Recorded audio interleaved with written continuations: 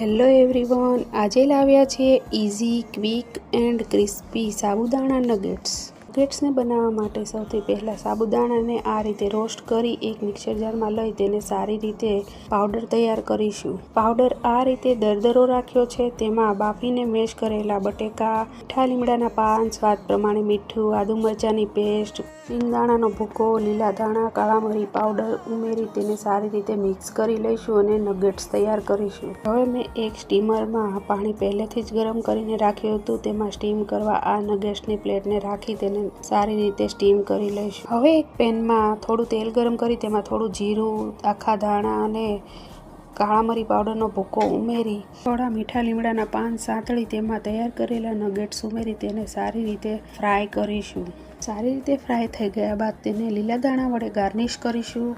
Crispy અને yummy ફરાળી સાબુદાણા નગેટ્સ તૈયાર છે.